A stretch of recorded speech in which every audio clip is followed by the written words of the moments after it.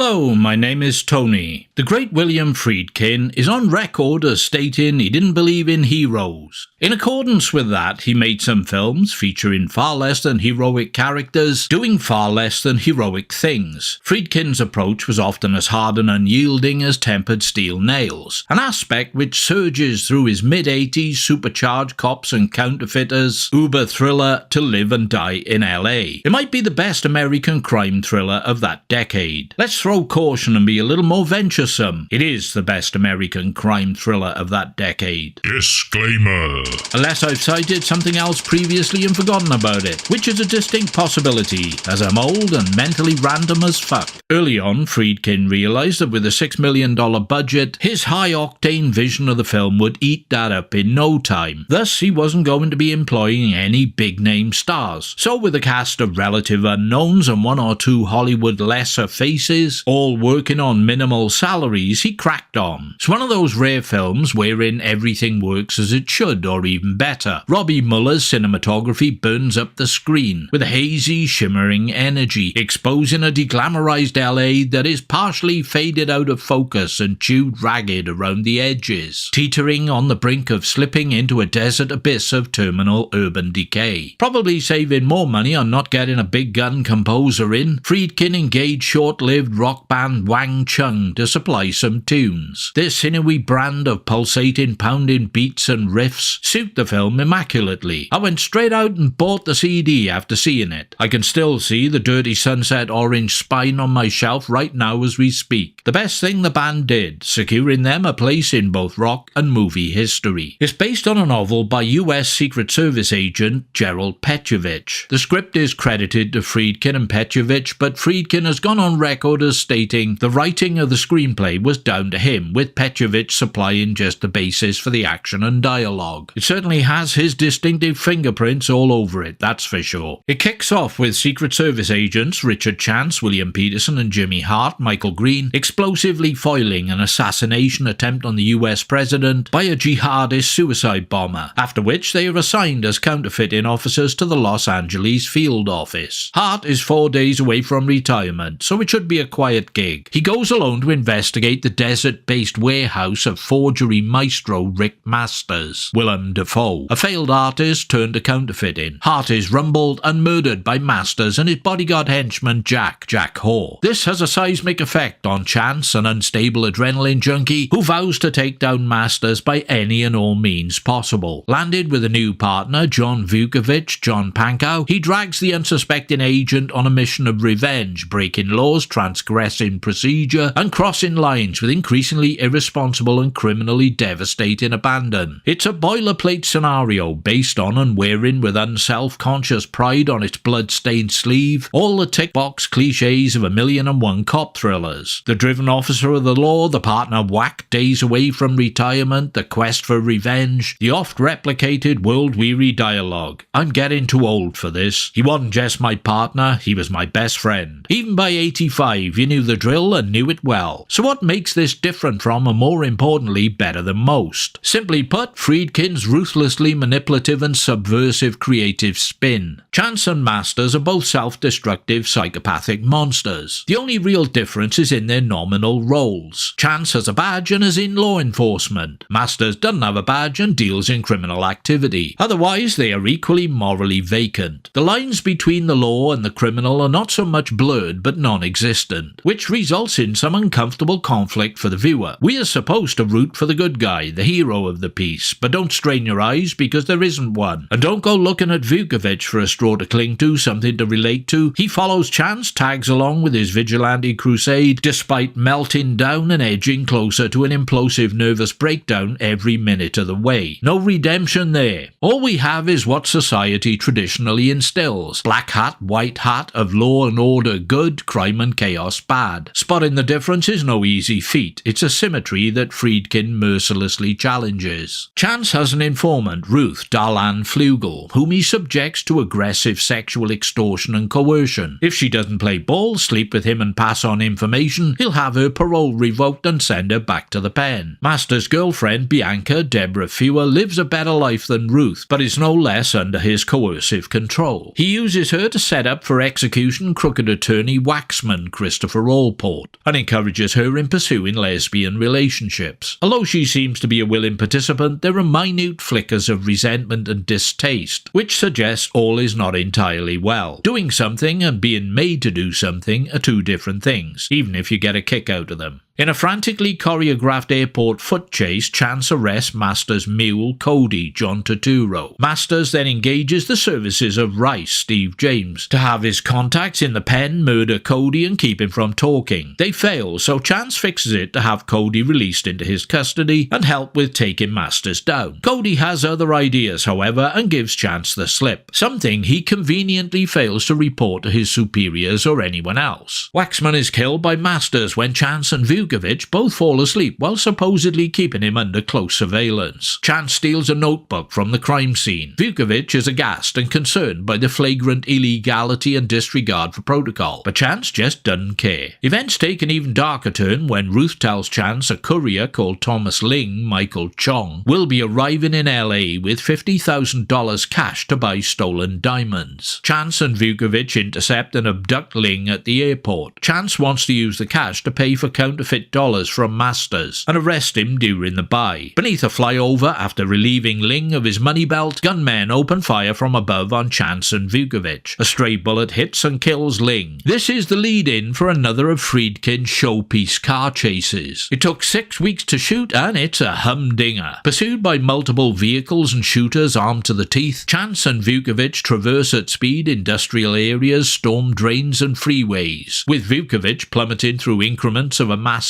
panic attack at each and every increasingly hair-raising turn. The escalating payoff is a chase against the flow of traffic on the freeway, and it's glorious nail-chewing stuff. Friedkin apparently got the idea from personal experience. Driving home one night from a party, he momentarily zoned out at the wheel. He came to and found himself travelling the wrong way on the freeway, traffic hurtling towards. He rectified things in seconds, but found the experience so exhilarating and frightening, decided to incorporate it into the film. In a briefing, Chance and Vukovic discover Thomas Ling was an undercover FBI agent. Vukovic is driven closer to the edge by this revelation, but Chance just shrugs it off. The fact they were instrumental in the death of a fellow agent has no impact on him whatsoever. This makes Vukovic so desperate he even approaches Masters' corrupt reptilian personal attorney Grimes, Dean Stockwell, for advice. Grimes tells him to turn snitch on Chance for a reduced sentence, but Vukovic can't bring himself to do it. Spoiler time! Take a minute out to avoid if you want. Events reach a conclusion with the buy going sideways. Jack shockingly kills Chance with a shotgun blast to the face, but not before Chance gets a shot off and kills Jack. Masters flees to his new warehouse and sets it on fire. In a confrontation with Vukovic, Masters is shot and inadvertently sets himself on fire, immolating horribly. Live by it, die by it, I guess. With both Chance and Masters, the two monsters of the piece, dead and gone, Vukovic, dressed in clothes similar to Chance's style choices, goes to visit Ruth in her home. She's packing to leave. Vukovic insists otherwise. He accuses her of knowing Ling was an FBI agent beforehand and setting him and Chance up. She's going to be working for him from now on. He's taken over from Chance, along with exploiting, it is implied, all the little bonus perks of the deal, if you know what I mean. The suits at the studio hated the ending, so Friedkin filmed another. In that one, Chance and Vukovic both survived to find themselves transferred to a remote posting in Alaska as punishment. This was the version test screened to positive audience responses. Despite that, when it came release time, Friedkin, being Friedkin, sent out the print that had his original ending, and that was the one we got. Yeah. Much mileage is made out of the perceived moral ambiguity of the main characters. But to be honest, I don't see much ambiguity, just a lot of amorality. Both Peterson and Dafoe invest their characters with dynamic intensity, but their motives and actions are singularly unambiguous. Chance demonstrates no empathy or compassion as he sets out his own agenda, and will pursue it with no care or concern as to the collateral damage left in his wake. Everyone and everything are just something to misuse and abuse or bulldoze out of the the road. Masters is little different. He wants to make money illegally and not get caught. He's an emotionless killer, his only human trait being something approximating affection, twisted, granted, directed towards Bianca. There's a sense that he rates or values her a little higher as a person than Chance does Ruth, which wouldn't be difficult. For me, Dafoe steals the film as he shines wickedly with a cold-hearted, narcissistic charisma and natural coolness. Vukovic is interesting because he reacts much like someone who isn't a complete sociopath would in these circumstances. That is, he's terrified and traumatized by events, mortified as his illusions are stripped away by Chance and his mounting recklessness. Yet, even though he wavers, he remains loyal, clinging to the belief that things might just work out okay. I suppose his faith in that is sort of rewarded. He gets to live, keeps his job, learns that you can get away with crazy unprofessional shit if you've got a badge, and becomes a Xeroxed replica of Chance in the end. That might not be such a good thing. John Pankow plays him just right though. Where Sorcerer had a distressed European look and feel, To Live and Die in L.A. is the American flip side. This is sleazy 80s Americana 100%.